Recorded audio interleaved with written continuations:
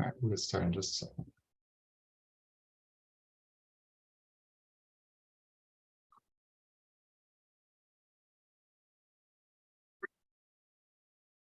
Okay, we are live. So for those who are uninitiated, I'm Christian Ross. I own Ross Title and Ross Law, together with my dad, Don Ross. It's just going to be me today, but I would encourage you guys to participate, raise your hand, ask questions. But a couple of things that I wanted to point to kind of use for today. I actually want to talk about two different topics. So number one is new builder contracts. They are brutal, and they still have a lot of leverage over our buyers. These construction was really hot for the last couple of years, and you kind of had to agree to whatever the builder made you sign if you wanted even an opportunity to buy something. And the price would go up every week. The builders just seemingly they couldn't raise the price high enough. And one of the downsides of that is that you don't have much negotiating power. And over the last 3 years, in my opinion, these builder contracts have gotten more challenging because of that. They're adding sections and pages that are all builder friendly.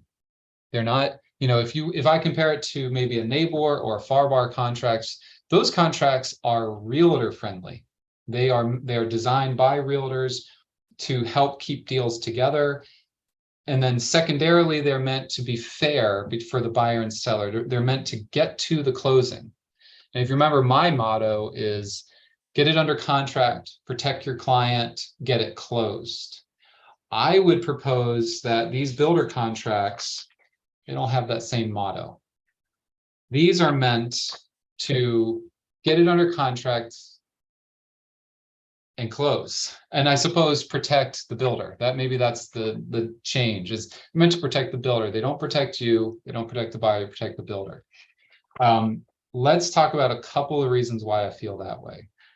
Number one, the first page looks very similar to what you would see on a NABOR or FAR/BAR contract. You've got purchase price. You probably can't see much of this. It might be too small and blurry. But you've got purchase price and deposits and things of that nature. Number one, they ask for a 10% deposit usually, sometimes even more. And then on top of that, they're going to ask you to pay for any upgrades out of pocket. So if the starting price is $600,000 and you've got maybe $100,000 lot premium, now it's a $700,000 property. And then, as you do your design selections, you might have $100,000 in upgrades. So that $600,000 property is now an $800,000 property. On top of that, in the fine print, they're going to add a lot of fees that you normally would not see. Number one, most of these builders have the buyer pay a builder fee. Depending on the price point, it might be a $1,500 builder fee or a $2,500 builder fee. It's something that they can kind of slide in without many people noticing, but it has real consequences. $2,500 builder fee it's a lot. It is, especially when you thought you were paying the purchase price. Secondarily, they're going to switch some of the more traditional buyer or seller paid fees, and they're going to put them all on the buyer. So a great example is transfer taxes on the deed. So on a NABOR or FAR/BAR contract, the seller typically pays for the transfer taxes. And transfer taxes, as we talked about in last week's seminar, are $7 per thousand. So on $1 million deal, you've got a $7,000 bill for transfer taxes. Seller normally pays that. You might just make that assumption. The seller pays that. The buyer is going to make that assumption. But in a lot of these builder contracts, they just switch it and they make that a buyer paid thing. You barely even notice. This is a 16-page contract. Gray out that. It's a 16-page contract and it's 2 columns.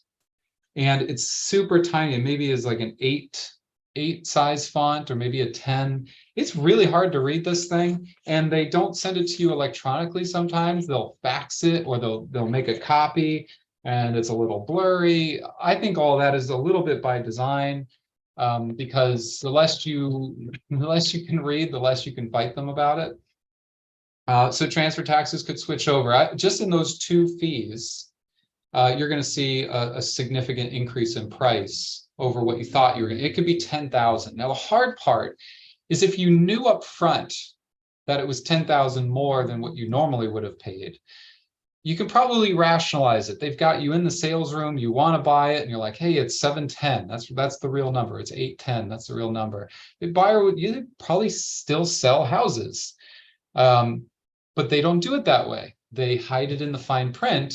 And then 8 months later, when the house is actually closing, then you get hit with it and you're frustrated and angry. And so your job is made exponentially harder because your buyer all of a sudden feels like they were deceived. And most of those builders or buyers will not blame you, but some of them do. And I think that's particularly difficult. So we have to build some strategies in helping you avoid that. I don't want anyone to be able to point the finger at you and say, why didn't you tell me? I've certainly been in that position myself, where a good example on typical deals is, maybe a special assessment that was passed but is not yet due. So I remember working with a seller, and I was just trying to help. There were no realtors involved. And so the seller said, hey, here's a contract, can you look at it for me? And I did, and I gave her, and I said, look, you've got owner's title insurance. This was a Lee County property. Owner's title insurance is going to be paid by the seller. And I gave her the price on the, it's $1 million deal. You've got about $5,000 in title insurance costs. So I told the seller, I said, look, this is the one thing I can really point to in this contract. Otherwise, it's fine. You're going to be obligated to pay title insurance. She goes, that's fine. The net is what I wanted. We're good. I said, great. Well, fast forward about 30 days, there was a special assessment that she, I didn't know about. She probably did, but she thought that it was not due because it was actually due like the next year. But per the contract, seller had to pay that because it had been finalized. We knew who was paying it and it was on our estoppel letter. So it was a seller cost. She blew a gasket. She was really upset. She felt like, she should have known this. She never would have agreed to pay title insurance and this. And it just soured the whole deal. And I'm sure you've been involved on deals like that. And, if I were to take a do-over, that's one of the things that I want to avoid at all costs. Is I need to make sure that I have some sort of checklist and I'm going through it and saying, hey, well, what about this? Are there any special assessments? Or what about this? Title insurance, transfer tax. Is there a mortgage? Is there not? Who is the buyer? Have you seen proof of funds? All these things that I've seen go backwards on me or blow up a little bit. I don't want that ever again. So on new construction, I feel the same way. And when I ask people to send me stuff and to, when I'm asked to help a buyer who's not using me for title, some of them question it. They're like, well, why do I need Christian to look at this? And, there's no hard sell, especially when, you might be obligated to use the builder's title company. But there is a lot of value in hiring me for a review and to basically hold your client's hand through the process. I don't charge very much. It might be 500, might be 1,000, depending on circumstances. It depends how much time I need to spend with the buyer. But I use it as an education because I don't want it to blow up in the buyer's face. I don't want it to blow up in your face either, especially if you're doing, 1 or 2 new construction deals in a whole career. You just don't know what to look out for. So cost is the first thing. A further example of cost that is somewhat hidden is you sign the contract, you go to your design center, the buyer says, well, I want this type of pool screen. And the builder says, we don't do those. Those are done separately. And the cost is, this is a real example, the cost is $25,000 for the pool screen. And so the buyer's just getting over this new bill. Now we're $25,000 above where we were before. And then the builder says, well, you can't get a pool screen for at least 6 months. So by code, you're going to have to put a temporary fence around. And the buyer says, well, how much does that cost? He says, well, that's $10,000. And the buyer starts losing their mind. This happened to me this morning and yesterday, where it wasn't the cost. It was that the hits just don't stop unless you do your due diligence up front. So cost is a big thing. And I would never leave that off of my checklist of discussing it with the buyer. If I'm at the sales center and there's a hard sell, I want to have an opportunity to sit with my buyer and go over the cost and say, look, here's how it is. It's non-negotiable what these costs are. This is what the deal is, but you just need to know, you need to be educated about these costs. It's really empowering to say before you sign, before you write the check, something like that, this is your cost. And you can say, look, I can't do anything about it. It's take it or leave it. However, you're going to have a better experience if you educate them about it up front, as opposed to them finding out about it later. In fact, to that point, my dad has made a career out of giving people that same advice. Educate them up front. Don't let them find out on their own. Because if you let them find out on their own, they're going to start blaming. When they point that finger, it just doesn't stop. It can burn right through you. So cost is huge. Now, the other things, in my opinion, are a lot simpler, and they're maybe even a little bit more obvious. Construction delays is the big one. Yes, everyone knows, anyone that's watched HGTV or been in this business for more than a couple of minutes knows that new construction might have delays, renovations might have delays, might have budget overruns. What they don't realize is that in a lot of these builder contracts, there's no end in sight. Here's what I mean by that. I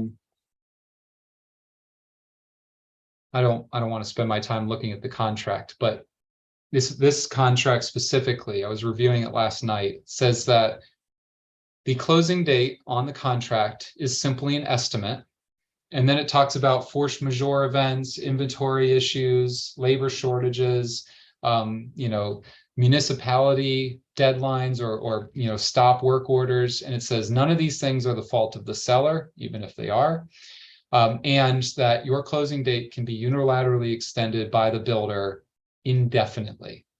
Now, most builder contracts have a deadline. They'll say no later than 3 years, but that's kind of brutal. Even a 3 or a 2-year deadline is really tough for a buyer to understand. When they were given a closing date of summer 2023, and now we're 6 months after that, or let's say it was summer 2022, and now it's December 2022, and we're 6 months delayed, and we're still waiting on these items. And now we're going to miss the season. We've got obligations for the summer. We're not going to be able to enjoy it. What can we do? That's the question that I always get. What can we do? What are my options? And usually the buyer has no options. The seller can unilaterally extend closing using this, indefinite closing date, this estimated construction date. If the buyer knows about that up front, it's an easy conversation to have with them when the delay comes. What I've seen multiple times here in Naples is that the sales agents for the builders make promises that they don't realize are lies. I don't know if I'm saying that correctly, but the sales agents have very limited information. They are kept in the dark by the builder, I think on purpose. So they will tell you, oh, we're selling these like crazy. We're not in delay. Everything is on track. You are on track to close fall of next year. And the buyer takes that at face value. But the reality is they're not held to that. Once they sign the contract says there are no reps and warranties that were agreed to verbally prior, that everything is merged with this new contract, and the builder can't make guarantees. And so all that is lip service. The builder's going to protect themselves from delays and things of that nature. That's really tough, but you tell them up front, it makes the conversation later easier. One thing that I've had success doing is pushing back on having a definitive deadline. So if they're telling you that the closing should be done or that the construction should be done in summer of next year, say, I want some sort of deadline where if it's extended beyond December of 2023, that the buyer has the right to terminate. And the seller or the builder may not agree to that. That's fine. I mean, I would love it if the builder agreed to it, but what it does is it pushes that topic into the conversation. It forces the builder to respond, and it forces the builder to be honest with your buyer, to say, look, we will not agree to that. However, here's what I can show you. Here's how I can assure you that we're on track. Here's all these things. That's really key.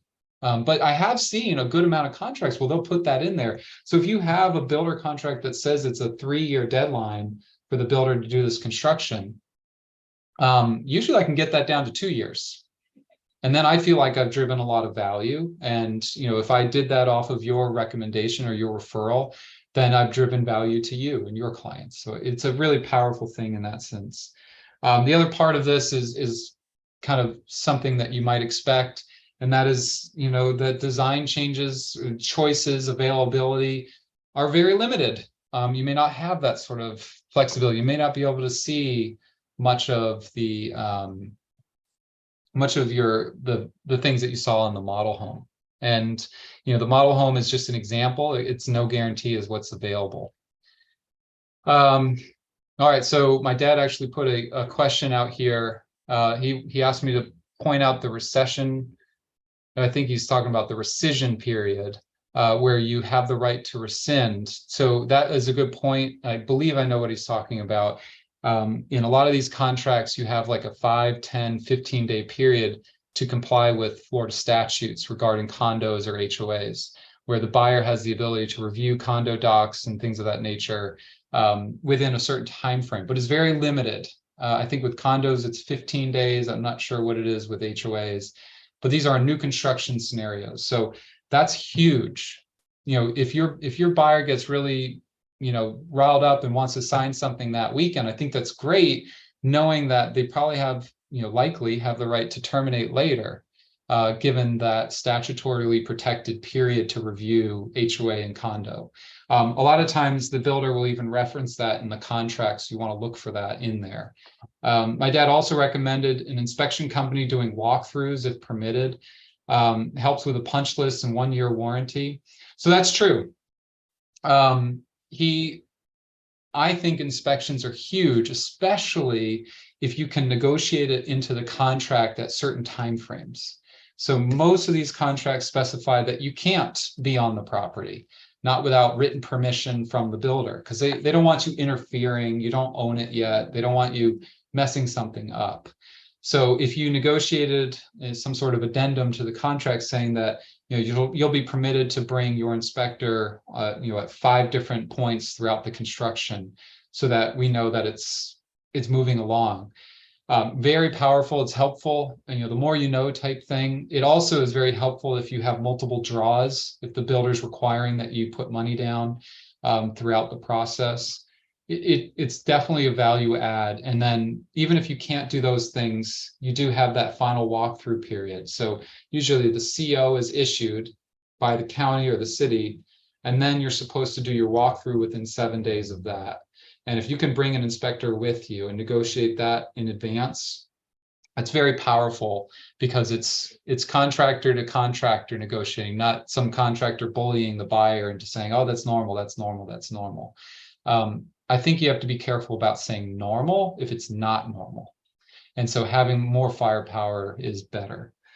So that's our construction contract. And really, I felt the need to bring some of that stuff up because, again, new construction is still very prevalent. I drove down Livingston, or maybe it was, might have been Rattlesnake Hammock. And I mean, the new construction was outrageous. It's every property that's available is being built for new condos or new single family homes. And so the likely scenario, especially with the tight inventory, is that your buyers are going to be drawn to look at those new properties. And you want to have some sort of heads up. It's not the same as doing a resale. You can't just trust that the contract is fine. You really do need to educate yourself and educate your buyer. So even if your buyer is not willing to hire an attorney to review it, call my dad and I. We offer help in that scenario to you as the agent, because I've even if I'm not doing the closing in that scenario, I've done closings for you in the past and we'll do them in the future, I want to help you with your buyer. I don't have to make money on every deal. I want to make sure that you are protected and that your business is protected. And if that provides value, I want you to call. I want you to ask me. It doesn't take me very, very long to go through some of these documents because I know what I'm looking for. And so does my dad. We've done it for quite a while at this point. All right, so that is first step. And I would welcome anyone to give me some feedback. I'd love to know if there's something different that you guys are working with on new construction, condos or HOAs, single family homes. I will tell you that it is very normal for a long construction period, 1 year, potentially more. And it's very likely that emotions will fray at certain points in that 1 year period. You know, we're very lucky in that most of our clients get to know us and work with us over like 1 or 2 months. And then they're in their house or they're moved on and, you know, we can't disappoint them anymore. We can't, you know, it's a very time limited period where we get to perform, get them what they wanted, and then kind of back off a little bit. I think it helps with relationships a lot, but on new construction deals, it's a protracted period that you're with your client and they have the opportunities. They'll see the best in you and potentially the worst in you. And so you have to be very careful on these types of deals because it can get you in some trouble. All right, deep breath. Part 2 of this conversation. This one is maybe a little bit more relevant for most of you, and it is regarding inspection items and defect repairs and requests.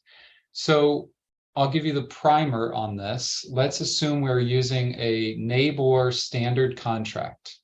FAR/BAR is very similar, but let's look at NABOR specifically. You have, let's say, a 5-day inspection period, maybe a 10-day inspection period. In that inspection period, you found a couple of items. In fact, I think I wrote it down. 20-year-old generator, worn siding. So the siding has been worn down by sprinklers and sun exposure, UV rays, things like that. And so it still works. It's not leaking, but it looks bad, looks really bad. A couple of the other side pieces. Number 1, the generator. It doesn't work. It's 20 years old, but it is there. The seller has not been using it. They didn't even remember about it. They had no recollection. Is that a defect? So let me put a poll out. I think that's a good question. It might be too late for me to do that. We won't worry about it. Let me know in the chat feature if you think that is a defect. So that's the 20-year generator. Doesn't work. Seller hasn't been using it. It's not disclosed. It wasn't even promoted on the marketing materials, but buyer found out about it on the inspection. Secondarily is the siding repair or siding condition. It's not leaking. There's no moisture in the house. It just looks terrible. It's cracking. It's similar to like a broken roof tile, maybe. In that circumstance, interestingly, it was disclosed on the seller disclosure form. You know, is that a defect? Now, the buyer put both of those on the buyer election seller response form. So that form, as you're probably all very familiar, let's see if I can pull it up really quickly. I may not be able to. So that form allows the buyer to share the inspection report and then elect for the seller to either give them a credit or have them repair it or do some sort of hybrid of the two. And then separately, the seller can respond by saying yes or no. All right, Larry, you get the win. Larry says the generator is a defect. Yeah, it's a defect. And I assume most of you probably felt that way anyways. The interesting part about the generator scenario is that the seller didn't even think about it. It wasn't on their mind. They haven't used it in 20 years. I don't know if it works or not.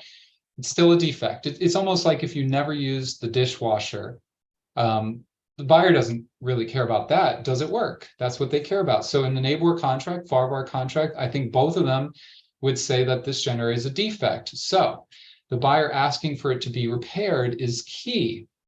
Now here's the trick. Line 316, and my dad is pointing out this as well. Here's how we want to respond to this. So number one, if you're representing the buyer, it's a defect. You should list it on the list of items to be repaired or to get a credit for, and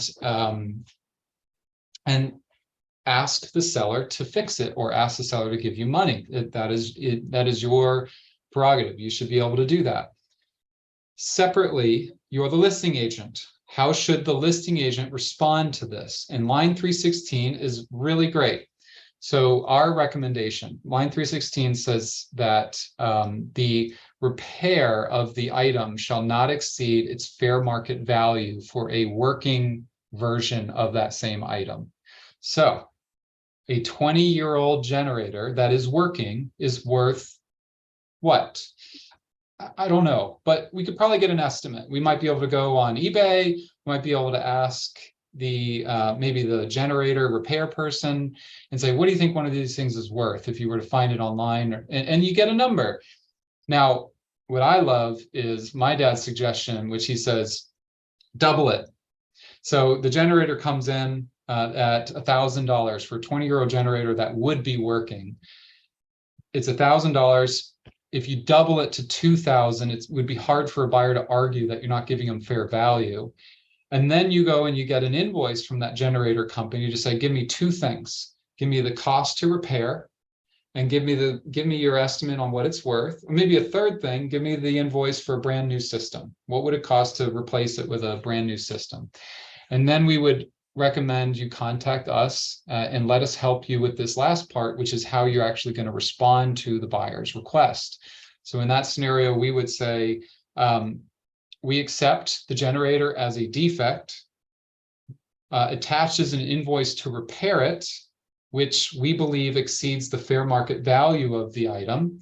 The fair market value, we got an estimate, see attached.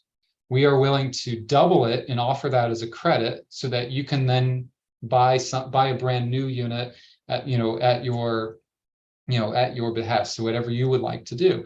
That's a really safe way to make sure that the seller keeps this deal together and also maintains goodwill with the buyer. My dad also referenced 10 days to respond. So one of the things that we like to do is we don't want to give the buyer too much information before they put their second deposit down. So the second deposit should be placed down before you make this very generous offer to a buyer, because we want the buyer to have a little bit more at risk when you are negotiating with them, so that you can build a little bit of leverage with that buyer. You can say, look, you've got both deposits down. Let's say it's $1 million deal and you have $100,000 down. I think the buyer is going to be more likely to stay in the deal if they put that full 100 down versus just 10,000. That first deposit might be too low to make them follow through with the deal if you're not just replacing the generator. The key on that point is, yes, it's a generator, but doesn't mean you have to fix it and replace it. It means that you are still able to limit your replacement or repair to the fair market value of that unit. Now, to the next point, the siding. Kim says she thinks it's cosmetic. She nailed it. That is cosmetic. It's not leaking. It just looks really bad. Also, interestingly, it was disclosed. It was disclosed to the buyer by the seller on the seller disclosure form. Now, in my hypothetical, the disclosure was prepared and provided to the buyer prior to going under contract. So it was in the MLS ultimately, or it was a part of the contract when it was originally signed. So obviously the buyer can't say they didn't know about it. It was given to them up front or even earlier. And that's the key. If the buyer knew about this ahead of time, it's not a defect. Secondarily, this probably wasn't a defect anyways. It just looks bad, it's cracked, it's, the paint is worn down, probably not a defect. But in that scenario, the seller's got two things to say: I can safely decline to replace the siding, knowing that I I disclosed it ahead of time and it's not technically a defect. So it'd be hard for a buyer to argue and be successful on their arguing. Now, the hybrid of those two questions, the hybrid is, what if they had disclosed the generator as not working ahead of time? I think that would have been best. If they had disclosed the generator is not working in the seller's disclosure, if they had removed it from the listing, or if they just removed the generator altogether and simply said the house is wired for a whole house generator, buyer will have to, install their own or something along those lines. I think you could turn it and use that as a marketing opportunity to say that this, you don't have to pay for an electrician. Like it's already lined up. You don't need a gas specialist. The tank is there. That could be a huge benefit as opposed to doing nothing about it and then leading it to, what's the buyer going to ask for and how difficult are they going to be about it? That's a really key thing. And so that's a really special thing to remember. Let's see, there's another question. When the seller's responds to the buyer's election for credit, can the buyer counter offer an amount? It's a wonderful question. It's tricky. So here's the key. If you do anything short of accepting the buyer's request on that form, the buyer might be able to terminate. So let me share with you how this works. So the form says you can accept, counter, or reject the buyer's request. And then right below it, it says that if you do anything but accept, the buyer can terminate. Because a counter is a rejection and a new offer. So that gives the buyer the ability to terminate. Obviously, a rejection would give the buyer the ability to terminate. So that's why I asked that you reach out to us if you find yourself in that situation. If you're representing a buyer or you're representing the seller as a listing agent, use us to help craft your strategy to protect you, to not doing too much, not practicing law, but to help you and create value for your clients so that the fingers don't get pointed in the wrong direction. What I would recommend in that scenario is, let's say the seller did want to counter, or the buyer wanted to counter. Pick up the phone and you ask. That's what you do. You say, hey, buyer's agent, really, we appreciate you sending the inspection report and your request. Let's go over each line. Number one, the generator, it wasn't disclosed. You caught me there. Can we work out a credit? I've got an invoice, I've got a repair estimate, but we'd rather just give the buyer a credit so that they can use that money to maybe replace it sometime in the future. And test the waters, see what they're going to say. That would be great. And then I can help you draft an amendment where we actually do it. And then, or you could even tell the buyer's agent, say, could you please resend a new form asking for this credit and these repairs, and then we will sign it. The seller has 10 days to respond to a buyer election. We got a lot of time to actually play that and let that go through. And in the meantime, the closing date is approaching, and that creates its own bit of leverage. Now, if the seller responds for the credit, can the buyer counter offer for a different amount? Absolutely. I just would be careful about when you sign the form. And I would do it over phone, or I would send an amendment that's signed by the buyer saying that the seller shall give a credit of, let's say the buyer had offered 3,000 credit. The seller is now offering 2. So I'm going to send an amendment saying 2,500, that this shall satisfy the defection repair request if signed, something like that. But I want you to lean into us. Let us help you with that stuff. I think that's where we can drive a lot of value. My dad also mentioned that you could send in a letter. We've done that for clients as well, where we don't use the forms. We have a response that's formulated by attorneys. It can have more formal, people appreciate the formality of it, and they'll be less likely to fight us or to think that they can negotiate with us. If that is something you're interested in us helping you with, please lean into us. All right, so 2 big topics. Those are kind of fun ones I really like. I appreciate you guys staying on for this whole time. If something like that is coming up, if you have one of these topics that you'd like to address, or if you wanted to share some of your experiences, I'd love to hear from you. And in fact, I will send out a poll at some point. What is the number one thing that you've learned just in the last 12 months, maybe, that you're going to use in your business, hopefully for the rest of your career? So that's something I want to always add to my repertoire, add it to our checklist, and use that to help other people as well. So thank you, all of you. If you want to catch up on this video or any others, you can go to YouTube for this, and I'll send out the link afterwards. But it's just youtube.com/Christian Ross. But thank you all for joining. I really appreciate it. And I look